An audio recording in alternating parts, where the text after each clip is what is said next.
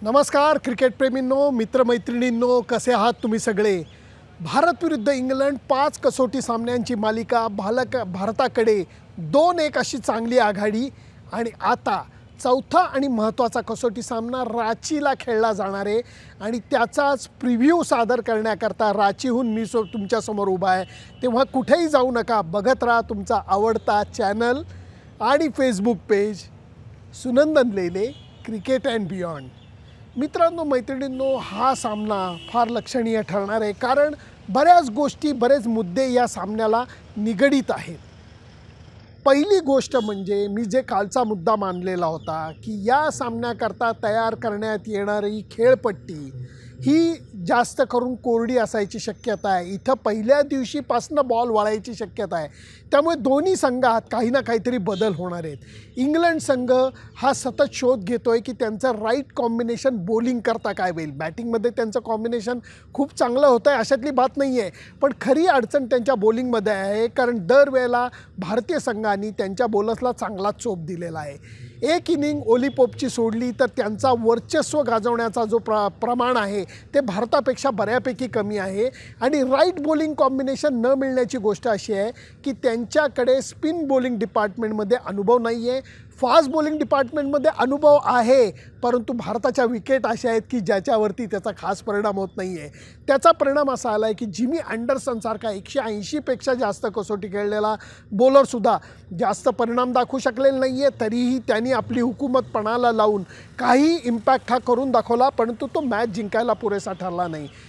Mark Wood 140पेक्षा जास्त वेगाने सातत्याने बॉलिंग करतो, दम लावून त्यांनी बॉलिंग केली, पण अखेर भारतातल्या विकेट या फास्ट बॉलिंग करता तेवढ्या चांगल्या नाही आहेत, म्हणून कदाचित या सामन्याकरता या दोघांनाही विश्रांती देऊन रॉबिन्सनला खेळवलं जाईल, जो खास करून उंचापुरा बॉलर आहे, स्विंगवरती भर देतो, म्हणजेच नवीन बॉल असताना तो काहीतरी इम्पॅक्ट करू शकेल, नंतर त्याचा इम्पॅक्ट किती होईल काय होईल हे मला सांगता येत नाही आहे। एक गोष्ट परिणामाच्या दृष्टीने चांगली अशी आहे की हैदराबाद, विशाखापट्टणम आणि राजकोट या तिन्हीच्या तुलनेमध्ये रांचीचं हवामान त्या मानाने खूप आल्हाददायक आहे।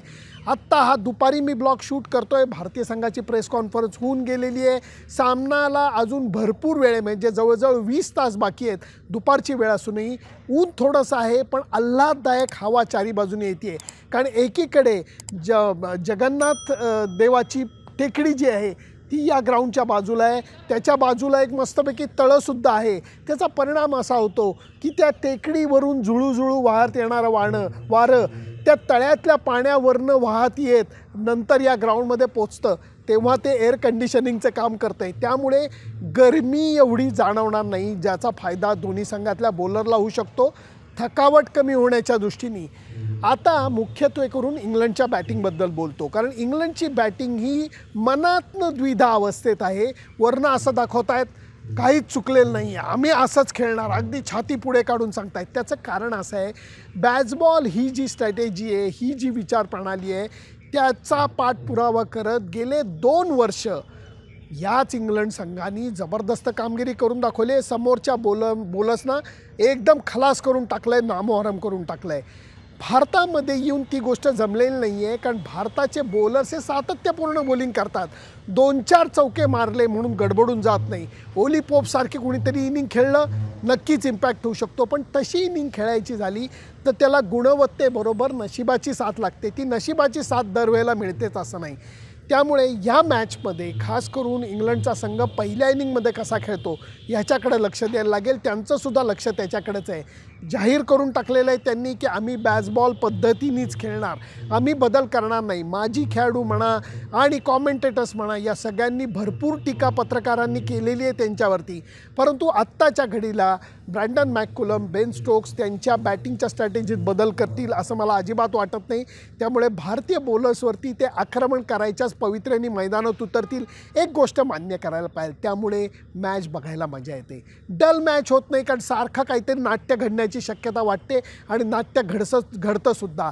भारतीय संघाच्या बाबतीत जर का बोलायचं झालं तर भारतीय बॅटिंग ही आता तरुण खेळाडूंनी बऱ्यापैकी गाजवून सोडलेली आहे। यशस्वी जयस्वाल 4 मॅचमध्ये लागोपाठ 2 मॅचमध्ये त्यांनी डबल सेंचुरी केली, 4ही मॅचमध्ये इम्पॅक्टफुल बॅटिंग केली। शुभमन गिलला गेल्या 2 सामन्यामध्ये बऱ्यापैकी सूर गवसलेला आहे. सरफराजनी दोन्ही इनिंगमध्ये छान बॅटिंग करून दाखवलेली आहे. रोहित शर्मानी शतक करून दाखवलं आहे. आणि जडेजाबद्दल तर मी जास्त काही बोलणार नाही, कारण कमाल अष्टपैलू खेळाडू आहे. त्याला त्याच्या लिमिटेशन्स माहिती आहेत, त्याला त्याची बलस्थानं माहिती आहेत. जास्त विचार करत नाही, डोक्याचं दही करत नाही, उगाच अनावश्यक विचार करून प्लॅनिंग करत नाही, दडपण घेत नाही. मॅच सिच्युएशन बघतो, संघाची गरज ओळखतो, त्याप्रमाणे खेळायचा प्रयत्न करतो. बॅटिंग असू देत नाही तर बॉलिंग असू देत, एवढी सिंपल गोष्ट ठेवतो. याला कारण असं आहे, बरेच वर्ष त्यांनी भारतीय संघामध्ये आणि त्याचबरोबर चेन्नई सुपर किंग्समध्ये या गावचा जो राजा आहे महेंद्रसिंग धोनी त्याच्याबरोबर भरपूर वेळ घालवलेला आहे. त्यामुळे त्याचा तेवढा तरी गुण त्यांनी नक्कीच उचललेला असेल.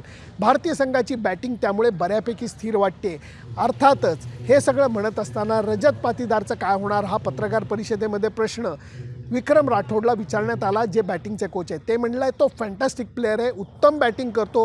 क्रिकेटमध्ये अशा गोष्टी का घडतात याला काही कारणं नसतात, परंतु त्या गोष्टी घडतात. तो भारतीय संघात आला आहे याचा अर्थ तो दर्जेदारच खेळाडू आहे आणि त्याच्या दर्जाविषयी लगेच शंका घ्यायला नको. तो काही इनिंगमध्ये आऊट झाला, त्यामुळे दोन्ही वेळेला बॉल थोडासा थांबलेला होता, त्यामुळे त्याला गुगली पडला असं विक्रम राठोडचं म्हणणं होतं. त्याचंही लक काय बघा की एकीकडे विराट कोहली नाही म्हणून तो संघात आला आणि त्याच्यानंतर बाकीचे खेळाडू परफॉर्म करतायत म्हणून त्याच्यावरचं दडपण वाढलं, त्याचा परफॉर्मन्स खराब झाला. पण KL राहुल अजून तंदुरुस्त झालेलं नाही आहे, त्यामुळे कदाचित रांचीच्या सामन्यामध्ये रजत पाटीदारला अजून एक संधी मिळेल. आता मात्र ही संधी त्याला साधायलाच लागेल, कारण ही संधी जर का त्यांनी घालवली तर मग मोठे खेळाडू आल्यानंतरची वेळ ही निवड समिती बघणार नाही. त्याला परत एकदा फर्स्ट क्लास क्रिकेटमध्ये धावा करायला परत पाठवलं जाईल. ही गोष्ट त्याच्या दृष्टीने परवडणारी नाही, त्यामुळे लक्ष हे त्याच्याकडे असेल. मला वाटतं जयस्वालला काय रक्ताला चटावलेला वाघ, धावांच्या रक्ताला चटावलेला वाघ असं म्हणलं तरी चुकीचं ठरणार नाही.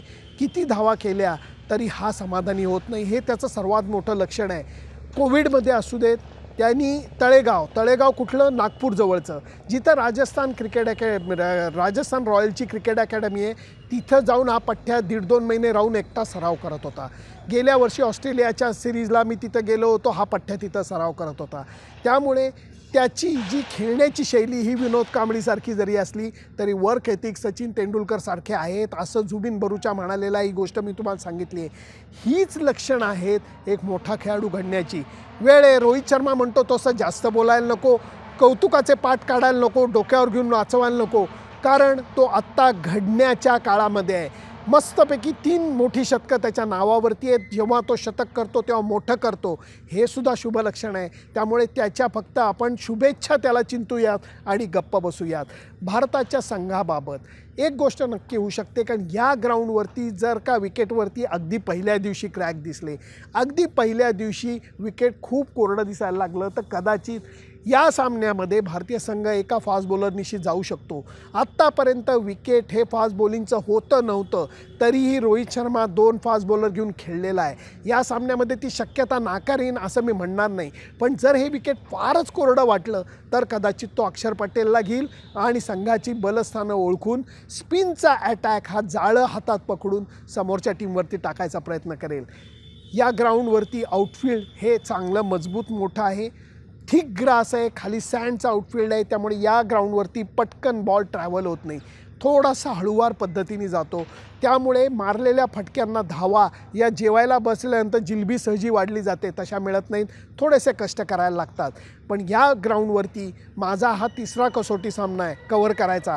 एक कसोटी सामना असा झाला होता जेव्हा ऑस्ट्रेलियाविरुद्ध एकदम पाटा विकेट होतं, ऑस्ट्रेलियानी सहजी दुसऱ्या इनिंगमध्ये भरपूर बॅटिंग केली, सामना वाचवला. एक्झॅक्टली उलटं दक्षिण आफ्रिकेविरुद्ध झालेलं होतं. भारतीय संघाने 450च्या पुढचा काहीतरी 500च्या पुढच्या धावा केल्या, समोरच्या टीमला 150च्या आतल्या रनमध्ये आऊट काढलं.